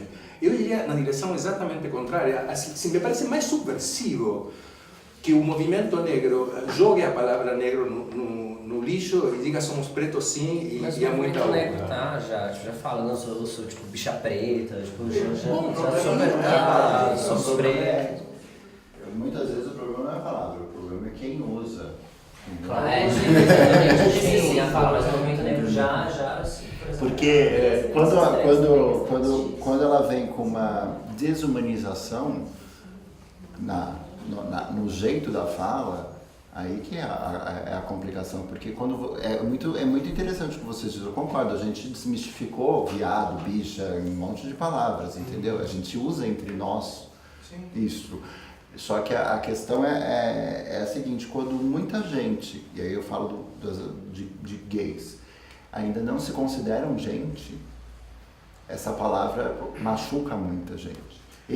Para mim, não me machuca. Concordo, mas creio que o caminho para lutar contra isso, porque eu acho que isso deveria ser extirpado, mas para extirpar isso, em vez de fazê-la desaparecer, haveria que reivindicar o contrário. Eu tive um quebra-pau, o que me concerne. Eu sou judeu de pai e mãe e tive um quebra-pau com uma colega muitos anos atrás, na época em que Erundina tinha proibido por decreto municipal os signos nazistas nas paredes, etc. Ou seja, era fora da lei fazer esvásticas. E eu disse, eu sou contra. Eu acho muito mais interessante como política o que os punks fazem, que é juntar uma esvástica junto com um crucifixo e com um desenho assim e com a estrela Davi. Porque aí você desacraliza e já não mais diz, não, isso não se toca. Eu diria, não, haveria que pintar todas as paredes com esvásticas e com o resto. Bom, uma colega judia quase que me estapeia e me diz, olha o que ela me diz, isso é interessante, o discurso dela me diz assim, eu, como judeu de pai e mãe, não pode pensar assim, olha que interessante. Eu não tenho direito a ter essa posição política porque eu sou judeu, ou seja, a segregação me vem de parte de uma judia. No momento que eu estou dizendo, não, vamos desacralizar os símbolos nazistas, não, porque os 6 milhões de judeus mortos no Holocausto, isso não dá para brincar com aquilo. Ao contrário, haveria que dissolvê-lo e que na banalidade, na banalização total. Essa seria uma ação política concreta possível e não dizer, não, isso não se toca. Aqui, aos muçulmanos, matam os 5 humoristas porque fizeram uma charge com Allah, gente. Isso me enlouquece. Então, haveria que continuar fazendo charges até o ponto que os islamistas não se ofendam mais e foda-se. Como dizia Woody Allen, está ofendido, paciência, tantas coisas me ofendem, não tem problema. Qual é o problema? Tipo, parece que isso alimenta uma cultura de ressentimento, né? E por trás, às vezes, mas tem uma coisa, né, que eu acho que você também está querendo dizer, que o perigo é que às vezes engendrar um outro autoritarismo, né? Então tem um certo tipo de autoritarismo que às vezes a reação a esse autoritarismo ele pode engendrar outro, né? Que isso é perigoso. E na palavra revolução tem um pouco isso, né? Porque não tem nenhuma revolução que não tenha engendrado um outro regime, aquele filósofo Hakim Bey, né, fala isso, não tem nenhuma revolução que não tenha engendrado um outro regime mais autoritário e mais sangrento ainda. Tem um livro sobre política escrito exatamente com essa ideia. E ele fala aquela ideia de zona autônoma temporária, né, de insurgências revolucionárias que aparecem e somem, e não abandonar a ideia de uma revolução como porque tem algo de monolítico aí, que às vezes sedutor, mas é que facilmente vira uma outra opressão. A revolução como aquele momento em que tudo vai mudar e que a gente vai impor a nova... Aí já foi.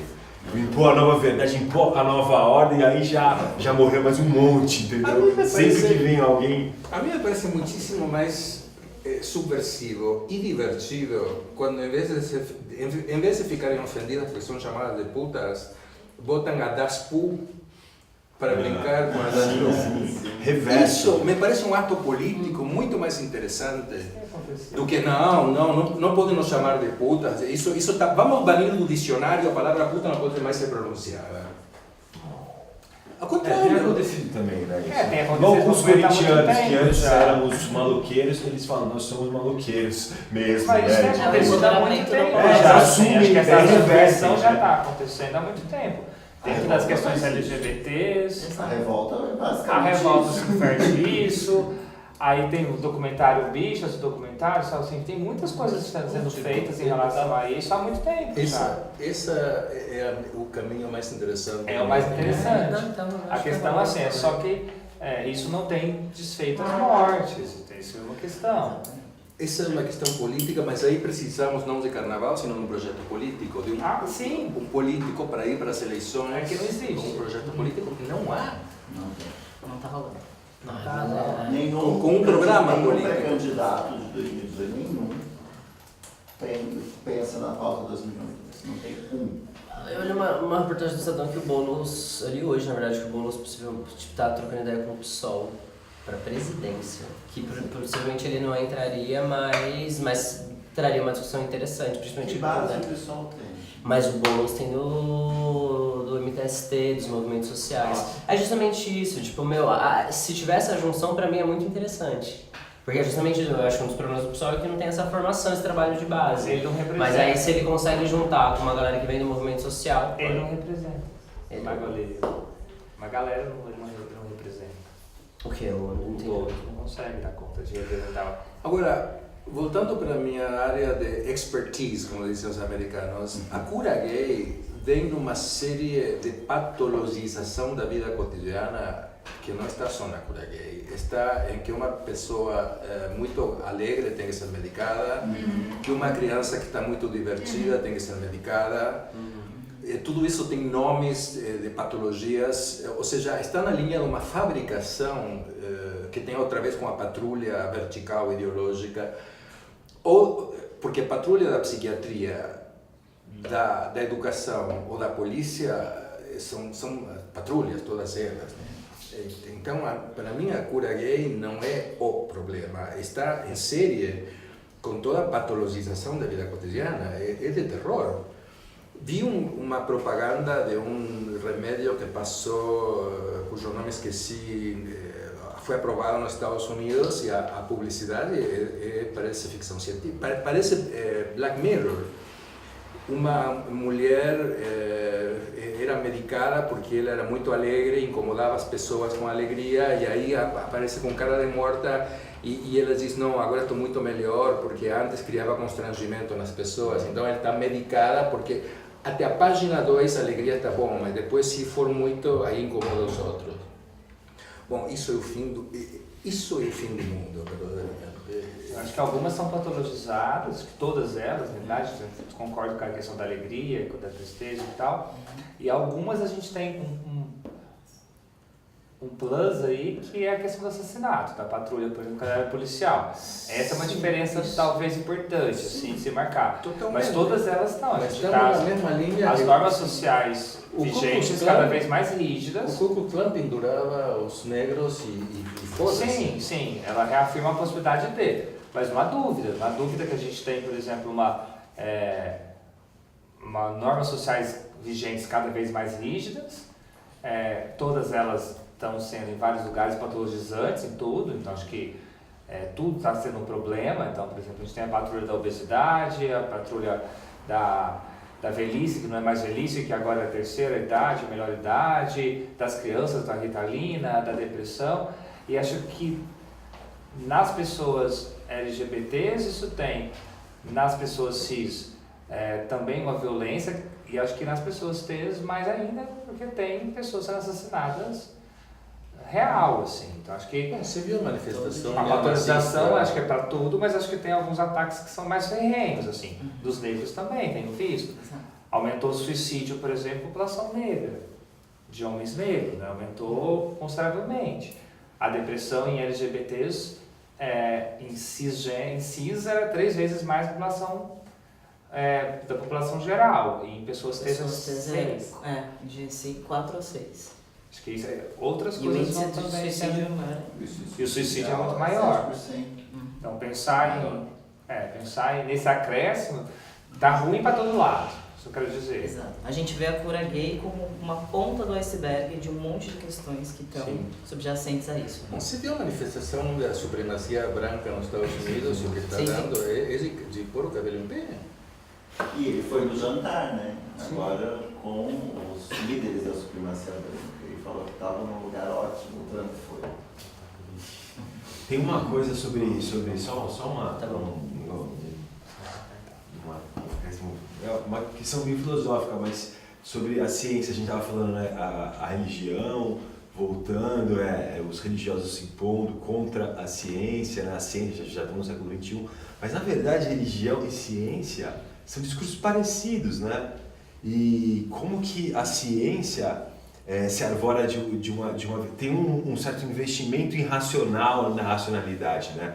E o mesmo moralista religioso que quer impor a sua verdade é o que fala pela ordem, pela eficiência, pela produtividade. Então tem uma espécie de confusão entre o discurso religioso e o científico, eles se encontram, né? Então tem uma palavra que eu ouvi recentemente de um intelectual negro que dá aula na Fundação Santo André, que ele também é músico. Eu esqueci o nome dele, ele se chama Samuca, ele tem um nome engraçado, e ele falou reversão do colonialismo cognitivo. Essa palavra, ou seja, isso é muito radical, né? Mas pensar o quanto que o protocolo científico, porque o Nietzsche falava isso, a ciência não cria valor. A ciência não cria, o discurso da ciência, ele é frio e ele pode... Os nazistas eram cientistas, bicho, cientistas. O campo de concentração era um espaço com tudo altamente racionalizado, né? Tudo ali, né? Então facilmente, pelo discurso da ciência, você pode... a própria ideia de evolução da raça, né? De uma raça mais eficiente, mais forte, que vence, então tem um positivismo que pode ser imbuído de um preconceito gigante, né? Então isso é bem radical esse questionamento, mas vale a pena. Eu sou do humano, então assim, eu ainda acredito na ciência da psicologia, sim, da claro, vamos abrir mão da ciências ciência, sociais, mas acho que algumas ciências são bem servem é também. o uso da ciência, Sim, um certo você uso. Tá falando algumas ciências. Um certo uso. Os fundamentalistas mesmo, eles usam a própria Butler para deturpar o conceito e para afirmar que se a sexualidade é fluida, então pode haver uma cura. Mas ela nunca disse. Sim, mas a deturpação, ela nunca disse isso, ela disse de performance, é diferente. É que é isso, a gente pode ler, interpretar, isso é outra coisa. Agora acho que tem algumas ciências, por exemplo, que vão... Eu, como pesquisadora, assim, fazendo um complemento, eu acredito que a ciência pode ser tão dogmática quanto a religião, mas é o uso indevido dela, né? Porque a ciência positivista, ela mostra o quê? Ela mostra dados que podem ser manipulados ou não, né? E daí a gente vê isso num advento como teve no nazismo, né? De tentar comprovar essa raça superior, que na verdade é totalmente indevida as pesquisas, né? Quebrando comitês de ética, assim, a mil. Mas como também a ciência pode ser útil no sentido de propiciar políticas públicas, né? Aqui no Brasil não tanto, mas a gente vê em países em que, assim, olha, evidências de certa intervenção. Também não podemos ignorar que muitas ciências positivistas trabalham para as indústrias farmacêuticas, isso é um problema muito grande. Mas como é importante a gente ter dados humanos, né, para promover políticas públicas, né? Isso em questão de políticas de direitos LGBTs e... Eu digo de um uso irracional da razão. Dá para acontecer isso. Essa manipulação, né? Tem um livro espetacular de Gaston Gilles Granger, que se chama L'Irrationnel, sobre isso. É um livro muito, muito bom. Não existe nenhuma ciência que não tenha se situado e se apoiado em relação a um determinado irracional. te interessa absolutamente se tu está trabalhando depois com você isso. não passa não direitinho, estou interessado assim. É isso, de Gilles Gaston Granger, L'Irrationnel. Não faço ideia se está traduzido ou não, mas o Irracional. Legal, não sabia. Gente, então acho que vamos encerrar. Muito obrigada. Posso só fazer uma pergunta? Pode, claro. Vai. Por favor, nenhuma mulher falou. Não muito polêmico, não muito polêmico. Não vai ter resposta, na verdade, mas é uma angústia de muito tempo já, mas o Ricardo começou dizendo de um interesse dele no sentido de, bom, tudo bem, mas o que a gente pode fazer de coletivamente num sentido maior, né, de ação direta e concreta e não tão ações dispersas, isoladas. talvez não surtam tanto efeito, enfim. E aí eu queria saber se a gente tem alguma conclusão a respeito disso, porque eu fico angustiada, assim, no sentido de, bom, beleza, pensando até mesmo nisso tudo, né? A Fabito comigo nessa correria de fazer a semana, eu aqui só cedendo o espaço pra gente poder pensar. E aí hoje é o último dia, tá acabando, e aí eu vou sair, vocês vão embora, e eu vou fechar essa porta, e eu vou falar, bom, beleza, e a conclusão é, eu faço o que com isso agora? Sabe? Eu não, eu digo, beleza, a gente vai tomar uma breja daqui a pouco, legal, uhul! E aí amanhã a gente acorda e tá tudo igual? Tipo, entende o que eu quero dizer? Talvez a gente tenha aqui chegado a uma conclusão de que, não sei, talvez desobediência civil seja um caminho interessante coletivamente. Eu penso que esse diálogo, pelo menos pra mim, foi muito rico, assim, com muitas ideias. Sem e dúvida. vai sempre nesse caminho, né? Conforme a gente vai transmitindo mais ideias, esse discurso de divergência, de luta, de resistência, e que vai atingindo cada vez mais pessoas, né? É um mecanismo lento, vendo que a gente vem uma intolerância muito mais forte do que a gente, mas eu creio que é um poder ascendente, assim. Eu concordo com você de sair nessa angústia, mas acho que a dispersão acontece aos poucos, né? Porque agora, assim, eu fico pensando na fala do Renan ontem, né? O Renan tinha uma coisa muito no sentido de otimista, assim, né? De pequenas ações. Então, para ele, a coisa era agir no micro. E aí eu, particularmente, estou colocando isso agora no final, porque é uma angústia, enfim, de tempos, que é essa ação micro versus macro, sabe? Bom, beleza, vou ficar aqui no micro até quando? E o micro...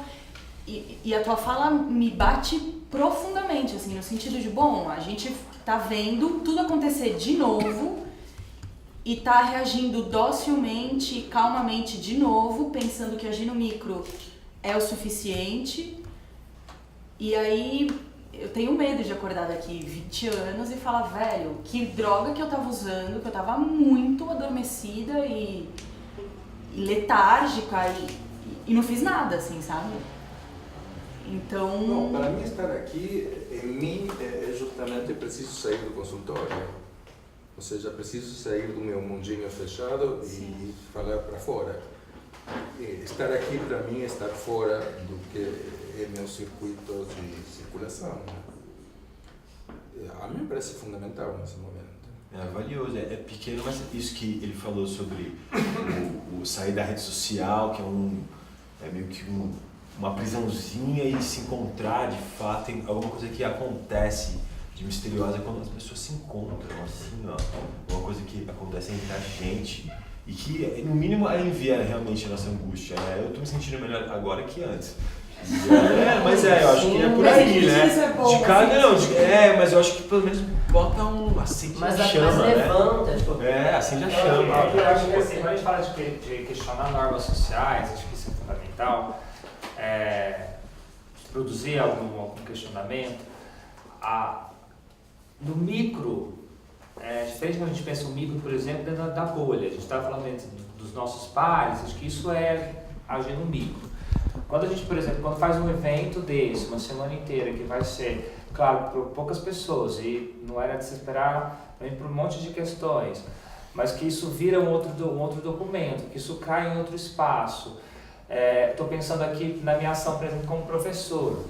Então, fazem acho que eu não mudei muito, mas não, a essência acho que se mantém, mas dos 8 anos que eu sou professor, então, pensando que eu dou mais ou menos umas 30 aulas por semana, sei lá, uns 1.500 alunos por ano. Então são 1.500 alunos que estão aprendendo psicologia dentro dessa lógica que eu trabalho. E não estou falando de militância, estou falando de questionamento. Acho que o lugar acadêmico é diferente. Isso para mim é uma resistência, é eu poder falar um pouco sobre isso, circular em espaços. Então, agora a Sociedade de Psicanálise de São Paulo, que é um lugar rígido, né, na minha opinião, de repente começa a fazer alguns trabalhos em relação à psicopatologia da vida contemporânea, questionar algumas coisas. Acho que isso é um movimento que está sendo feito. Acho que sem informação, sabe, sem informar o outro, a gente não consegue. Quando a gente vai para a periferia, por exemplo, e aprende com o que a periferia está fazendo há anos e que a gente, negado total, né, como se não existisse.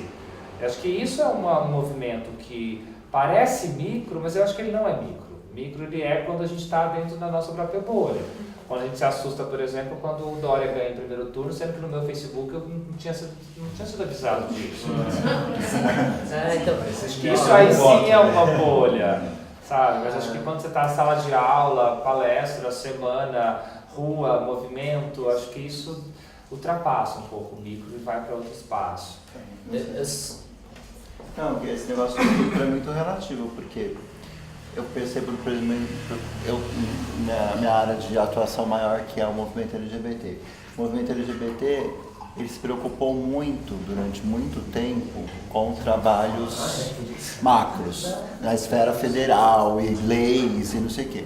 E ele abandonou totalmente o trabalho de base, que é, por exemplo, a autoestima da população, construir pessoas que se amem sendo LGBT, entendeu? Que é um trabalho que nos Estados Unidos foi muito bem feito, né? À toa que você não tem um movimento LGBT parecido com o nosso, mas você tem pessoas empoderadas, entendeu? Então, quando você trabalha esse micro, quando você trabalha o seu bairro, vamos dizer assim, e junta todos os bairros sendo trabalhados, e isso junta, você faz o macro, entendeu? Quando você só olha lá a questão do governo federal e da coisa que está lá em cima, por mais que você queira mudar, se você não fez esse trabalho aqui, não vai mudar. Mas eu acho que a minha fala é mais no sentido de como essas duas coisas coexistem.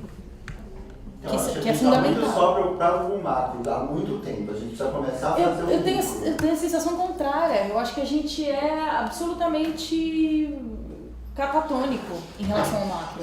Sim, a minha impressão é essa. Entende? E aí eu acho que, ok, o micro está acontecendo, eu não tenho dúvida de que o micro está acontecendo e que ele é fundamental para que um macro se dê. Mas a minha pergunta é, beleza, e o macro? Concomitante, né? Eu não acho que o macro acontece por falta de mais trabalhos no micro. Estamos com um presidente que está acabando com tudo o que foi ganho do lado da arte nos últimos 20 anos. Não dá mais para fazer um filme, agora se Temer, se passou, não passou, não sei, agora não dá mais para financiar um único filme brasileiro. O fim da linha para o teatro, para os cineastas, e está acontecendo agora. Mas espera aí, tem que dizer uma coisa, sem querer reavivar a discussão. Teve um artigo do Vladimir Safatli de uns anos atrás, não muito, que ele falava: sempre que o Brasil viveu um período de prosperidade econômica, emergiu algum movimento. Por exemplo, usando o JK.